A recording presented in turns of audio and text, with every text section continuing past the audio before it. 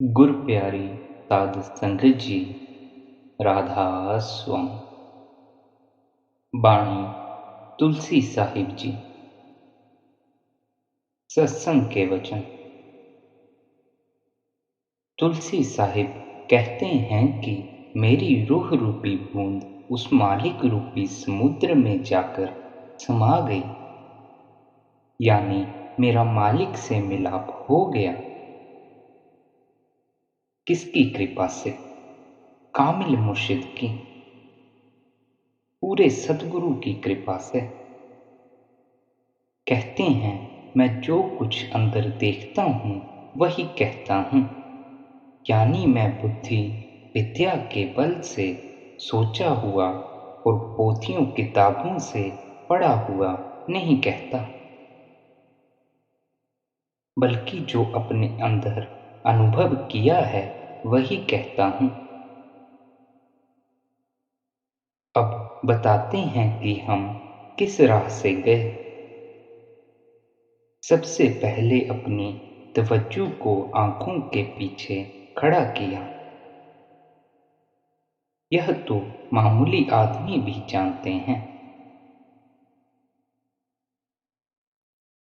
जब सारे शरीर से रूह सिमटकर आंखों के पीछे आ गई तो वजूद यानी शरीर रूपी शहर खाली हो गया।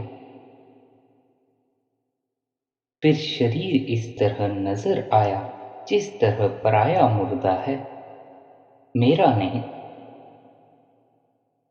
गुरु अमरदास जी कहते हैं, क्या हिंदू, क्या मुसलमान, क्या कोई और मजहब, जो भी फकीर अंदर गया इसी राह से गया। सबकी राह एक है। इस वक्त रूह 6 चक्रों को छोड़कर शरीर को खाली करके 7वें आसमान पर पहुंच गई। वह शब्द धुन जिसको मैंने मुरली कहकर बयान किया है, उसकी लज्जत पाकर मन को छोड़ दिया। आत्मा आजाद हो गई। यह दवा है जो कामिल फकीरों ने कही है। आंखों के ऊपर चढ़ना मुश्किल नहीं, यह राह कुदरती है। आज का नहीं, जब से दुनिया बनी तब से चला आ रहा है। इसके लिए केवल पाक जिंदगी और अभ्यास की जरूरत है। अगर हृदय निर्मल हो तो आत्मा फौरन अंदर चली जाए। रूह के अंदर जाने के लिए नेक चरित्र का होना बहुत जरूरी है। रूह उस प्रीतम की आशिक है, इसलिए सोते जागते, चलते फिरते, उठते बैठते उस मालिक का ध्यान होना चाहिए। दस्त बाकार दिल बायार, मतलब कि हाथ काम में और दिल यार में। जो धार सचखंड से आ रही है वह बांगे आसमानी है, कलामे इलाही है। और रूह के लिए वह सड़क है, डोर है। उसे पकड़कर उसके पीछे पीछे जाना है। उसमें कशिश है। वह रूह को खींचकर कहाँ ले जाएगी? जहां से वह आ रही है, यानी सचखंड में। वह मालिक हर एक इंसान के अंदर है। चाहे हिंदू होकर अंदर जाओ, चाहे मुसलमान होकर अंदर जाओ, वह किसी कौम की विरासत नहीं। वह हर वक्त जागता है। हम सोते हैं, वह नहीं सोता। जब दरवाजा खटखटाओगे वह पर्दा खोल देगा। अब रूह भ्रम के देश को छोड़कर पार ब्रह्म या शून्य स्थान पर आ गई। वहां मानसरोवर या अमृतसर है, जिसे ऋषियों ने गंगा, यमुना, सरस्वती का संगम यानी प्रयाग और त्रिवेणी कहा है। बाहर की गंगा, यमुना, सरस्वती जहां मिलती है, यह असली त्रिवेणी नहीं, बल्कि गंगा, यमुना, सरस्वती से संतों का मतलब सत्य, रज, तम तीनों गुणों से है। जहाँ तीनों गुणों की धाराएं एक होती हैं, वह त्रिवेणी है। इसमें स्नान करने से 5 तत्व, 25 प्रकृतियां, 3 गुण, स्थूल, सूक्ष्म, कारण, तीनों शरीर, मन, माया, मतलब कि रूह के ऊपर जितने गिलाफ थे, सारे उतर गए। सब गुनाह नाश हो गए। बाहर के पानी में ताकत नहीं कि पापों की मैल दूर करे। वहां पहुंचकर न रंग, न देह, न मन और न माया है।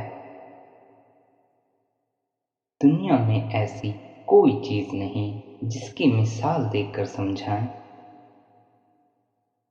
यह दुनिया मटेरियल, जड़ है, वह मटेरियल नहीं।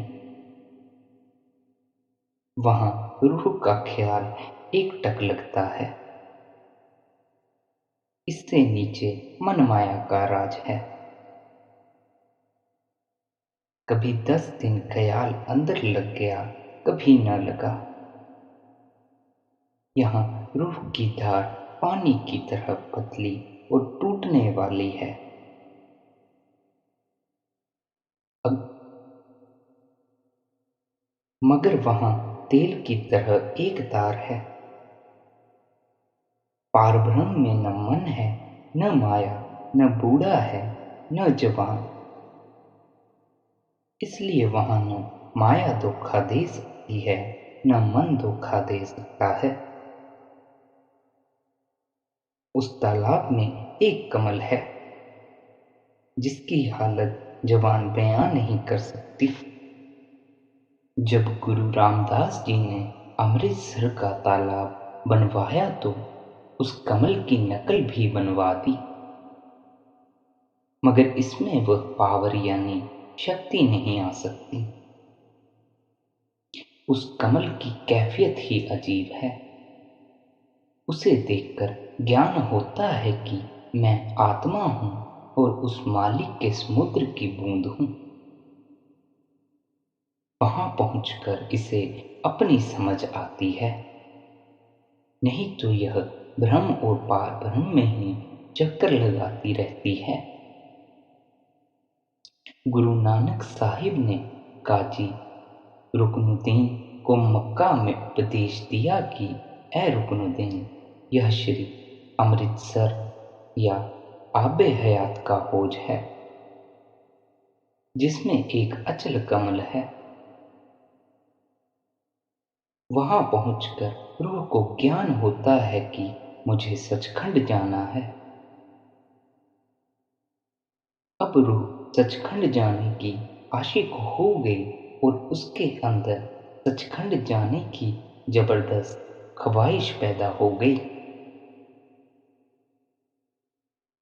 जिस तरह स्त्री सुंदर सुंदर कपड़े पहनकर, हार श्रृंगार करके, इत्र लगाकर प्यार के साथ अपने पति से मिलने जाती है, इसी तरह मेरी रूह इश्क, प्रेम, विवेक के साथ अपने पति अकाल पुरुष से मिलने के लिए रूहानी मंजिलों का सफर करती है। रास्ते में क्या क्या देखा। बेशुमार पहाड़, अनगिनत दरिया, ब्रह्म पार ब्रह्म। रूह सबको पार करती हुई ऊपर जाती है। इसी विषय पर मौलाना रूम साहिब कहते हैं, अगर तू आधी रात को सूरज देखता है तो मेरे साथ बात कर। अगर नहीं देखता तो मुझे ज़रूरत नहीं कि तेरे साथ बात करूं। सूरज किसके अंदर चढ़ता है? आप फरमाते हैं यह हालत पवित्र रूहों में प्रकट होती है। उस देश में न दिन है न रात, केवल नूर है। रास्ते में बेशुमार पहाड़, जंगल, दरिया और समुद्र आते हैं, जिन्हें रूह समझ नहीं सकती और भ्रम में वहां दुखी है।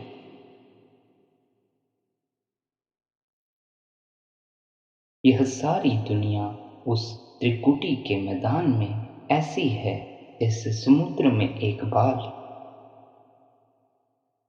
यह सारी सृष्टि उस रचना के आगे कुछ हैसियत नहीं रखती। अब सवाल पैदा हुआ कि किस राह से जाएं।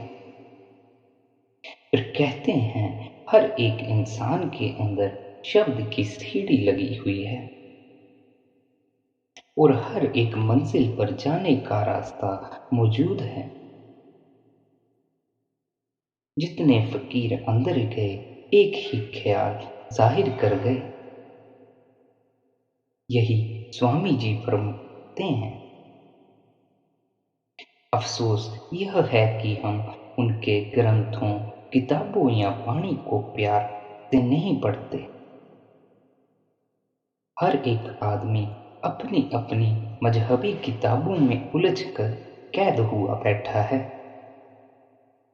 जो कुछ है अंदर है, बाहर नहीं। जब तक सारे महात्माओं के ग्रंथ प्यार से न पढ़े जाएं, यह कैफियत नहीं आती। कहते हैं इस तरह शोक और प्रेम के साथ मेरी रूह भ्रम और पारभ्रम से होकर तालाब की सैर करके सचखंड में पहुंच गई। मालिक में लवलीन हो गई। सलिता कहते हैं नदी को।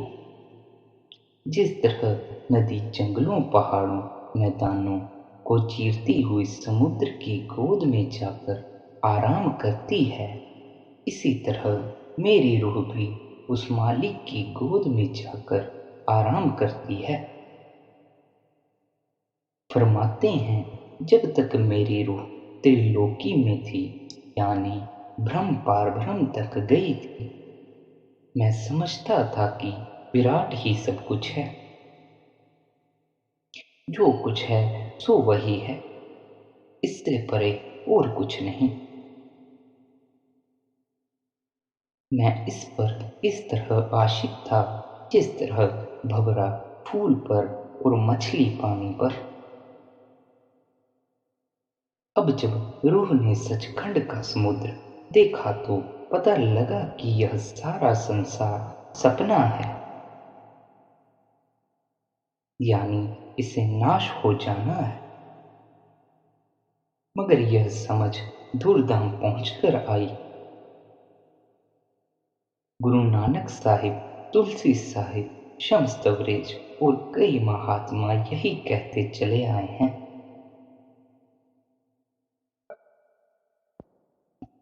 जब मैं उस कुल मालिक के देश में पहुंच गया, तब मुझे पता लगा कि यह शरीर काम क्रोध के हाथों जलता चला आया है और जलता चला जाता है। जब तक हम इस देश में हैं, कोई शांति नहीं। अली कहते हैं सखी को, यानी रूह को। अब कहते हैं कि ऐ प्यारी रूह, यहां से ऊपर चढ़कर देख तो सही। तेरे अंदर ही गंगा है, अंदर ही यमुना है, अंदर ही सरस्वती है, यानी तीनों धाराएं तेरे अंदर हैं। जहां इनका संगम होता है और जिसे प्रयाग कहते हैं, वह भी तेरे अंदर है। वह पार ब्रह्म का देश है, वहां अमृतसर है। यह वह तीर्थ है जहाँ नहाने से जन्मों जन्मों के पाप दूर हो जाते हैं। उस त्रिवेणी के आसपास उन संतों की मंडलियां हैं जो कमाई करके ऊपर गए हैं। अब यहाँ हमारी कौवे जैसी गति है। कौवे की खुराक क्या है? विष्टा। बेटे बेटियों की मोहब्बत और अन्य विषय विकार, यह विष्टा है। कहते हैं जब उस तीर्थ में जाकर नहाओगे तुम्हारी अंश गति हो जाएगी। अंश की खुराक क्या है? मोती। फिर जितने अच्छे बुरे कर्म हैं सारे नाश हो जाएंगे। जितने विषय विकार हैं सभी दूर हो जाएंगे। फिर इसे न कोई कर्म रोकता है और न कोई और ताकत। कहते हैं कि यह सारा सम्मान परमात्मा ने हर एक आदमी के अंदर रखा हुआ है। आगे निकालना न निकालना इसका अपना काम है। अब उसी मजमून को दोहराते हुए कहते हैं कि यहाँ कौवे की गति है और वहां पहुंचकर इसकी अंश की गति हो जाएगी। अब रूह सतलोक सतनाम के देश में पहुंच गई। ओम तक सृष्टि प्रलय में ढह जाती है और सोम तक महाप्रलय में गिर जाती है। मगर वह देश लाफानी है, अविनाशी है। वहां न प्रलय जाती है न महाप्रलय जाती है। कहते हैं रूह वहीं चली गई जहां से आई थी। वहां जाकर रूह सुहागिन होती है, यानी वहां जाकर रूह और मालिक एक हो जाते हैं। यह संतों का मत है। बस इतना ही काफी है। राधा स्वामी जी।